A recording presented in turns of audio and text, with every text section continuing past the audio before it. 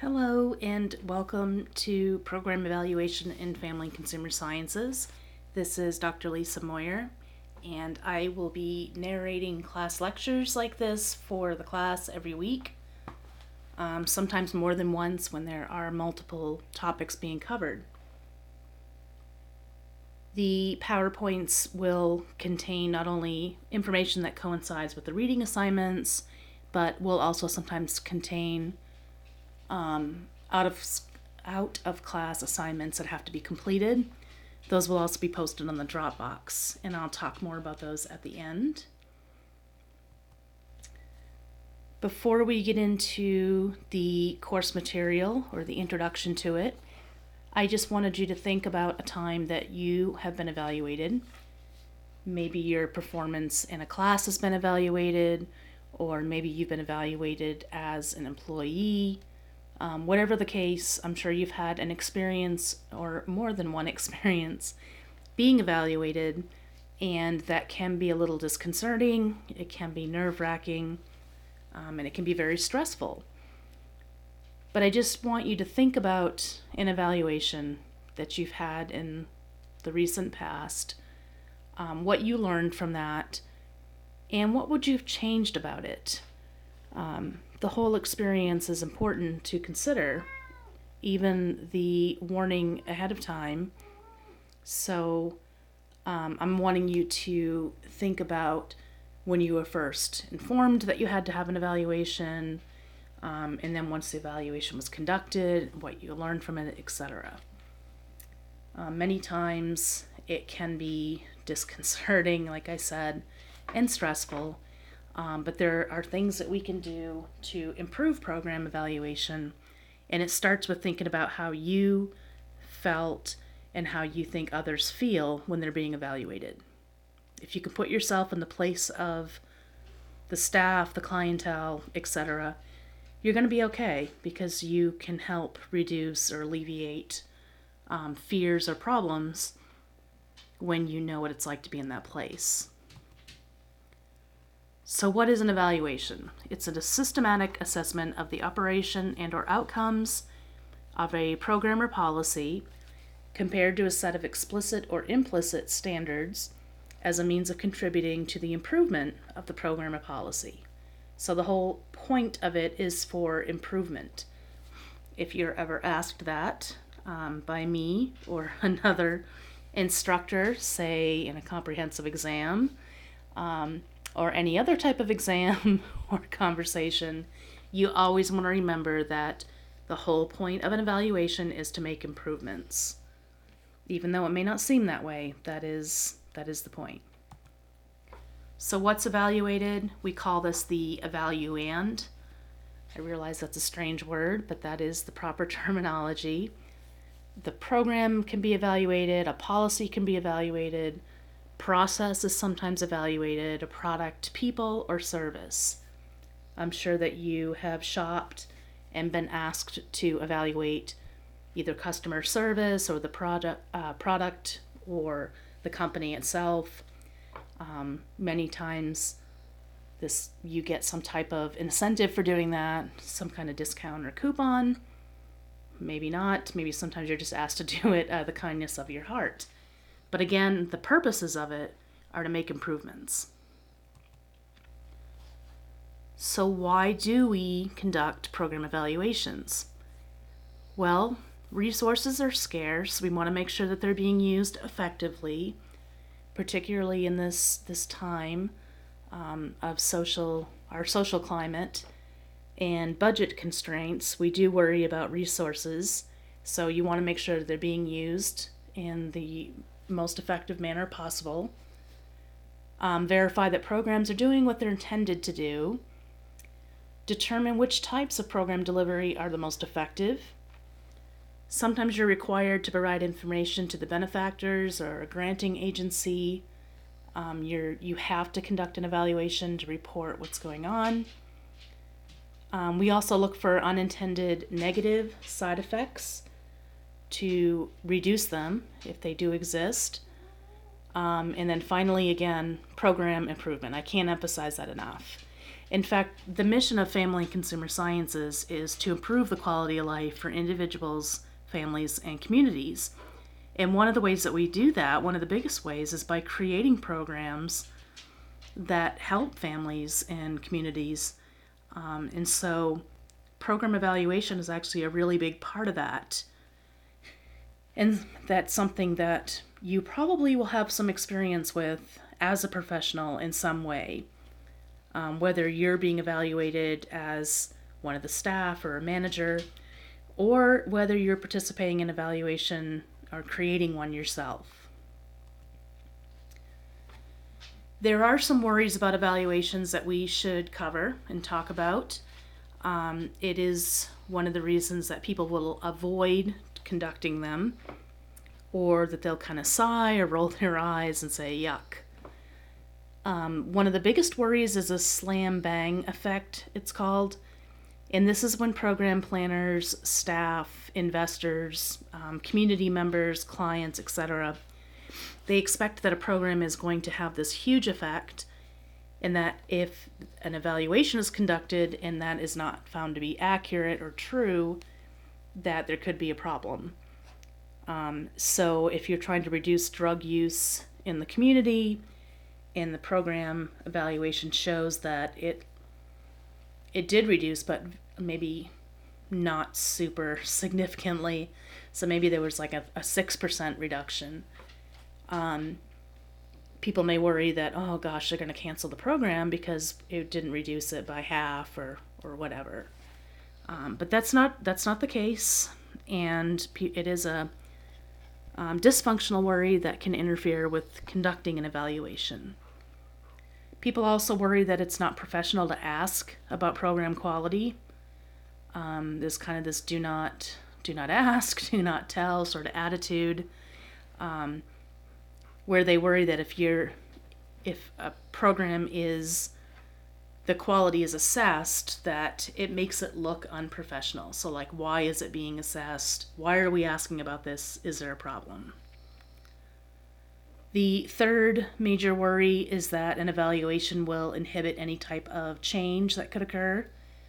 And sometimes that is true. Sometimes they'll have to hold off until the evaluation is finished. But it doesn't usually inhibit innovation. In fact, many times an evaluation will reveal that there are other better ways to do something or to accomplish the goal, and will suggest that. So, unfounded fear. Of course, number 4, fear that the program will be terminated, that people will be fired, salaries or positions cut. That's a major worry, and it is something, there is some validity to it. Sometimes programs are terminated if they're not doing what they're intended to do. So it's not a worry that's unfounded. And it can interfere with an evaluation being conducted. But again, that's not the point or the goal of an evaluation. So people shouldn't not do them, shouldn't avoid conducting them because of that. Program planners, investors also worry that evaluation information will be misused, oftentimes to make cuts, to make changes that are not very popular. They also worry that any negative information that comes out could be used against them in some way. Number 6, they also worry that their own observations, or staff in particular worry that their own observations could be discounted, not even considered. And that's one of the reasons that we actually encourage, and not just us, I don't mean just FCS at EIU, but in general, the scientific method requires a triangulation of data sources so that there's at least 3 different sources of data and 3 different methodologies, so that you're not relying on one thing, one piece of information to determine a program success. And many staff will say, well, I'm here in the day-to-day thick of it. I'm the one that works in the trenches. I have a lot of valuable information, and that's very true. And so staff observations are something that really should be strongly considered when conducting an evaluation. Program planners also worry there'll be a drain on resources if they have to pay for an evaluation. Many times evaluations are conducted by somebody from outside of the program or somebody external, and they have to be paid, and people worry that that money could be used to better the program. But you still have to conduct a professional evaluation to show whether or not things are working and where resources should be continued. There's also a fear that if an evaluation is conducted, that somebody will lose control of the program, mainly the program planners or the staff. They just feel like somebody else is coming in and assessing this, and they're losing any control that they have on how well the program does. And then finally, they'll worry that the evaluation will have no impact or have very little impact, so what's the point? Lots of resources are being used, time, money, etc. And people will say, well, after that gets done, it's just a report that has to be filed, and nothing will change. Have to emphasize once again that the point of an evaluation is improvement, and so we would hope that that is not the case. But what stakeholders do with an evaluation after it's conducted is really up to the investors or the people that plan or control the program. Part of overcoming that is making strong recommendations based upon data that's been collected and saying, this could be better if we did this, or if resources were allocated to this. Okay, before I conclude the introduction to evaluation class, I just wanted to talk about how the class will be organized a little bit. I apologize, I have dogs panting in the background, which is not optimal, but they insist on being in the room with me when I'm recording lectures. I also have a cat that sometimes comes through and meows. And if I shut the door and try to keep them out, they get even more anxious, and the cat will start tearing at the carpet. So I apologize for that in advance, but unless I do this in my office, which I guess I could do to avoid this, but it's not as convenient, so I hope it's not a problem. And there's my cat. So the class organization, we'll have reading assignments. They're on the syllabus. If you go to D2L under content, you'll find a folder that says readings. That's where those assignments will be located. You'll also have lectures from me like this that I'll upload to YouTube just like I did this one. There's a blog. If you go to D2L under communication, you'll see blog. You want to click on that and make contributions to the blog every week. I will post a general discussion question, and then you guys will respond. There will be out-of-class activities at times. Those will be announced either during lecture and or email or announcements on D2L. But you'll always see a Dropbox for them too. So if you see a date pop up and an assignment in your D2L for this class, you know something's due. There will be 2 exams, 2 take-home exams, a midterm and a final. They're open book, open note, open everything. They're applied types of exam questions, short essay, and I think you guys probably have had that type of exam before. Then there's a final project, and we'll be talking about that a lot. I'll bring it up a lot in class lectures. You can also look on D2L and read about the assignment, but basically it is an original evaluation conducted by you. Real data will be collected and analyzed and reported on. So you want to be thinking about a topic that interests you, and how an evaluation can be carried out.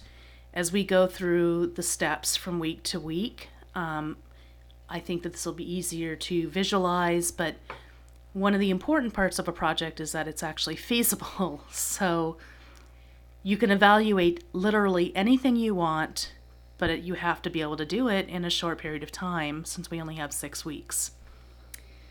That's all I have for now. And if you guys have questions, don't hesitate to contact me. I think the 6 weeks will go by very fast. Try to suck up what you can to enjoy it as much as possible and use what you've learned. Okay, thank you.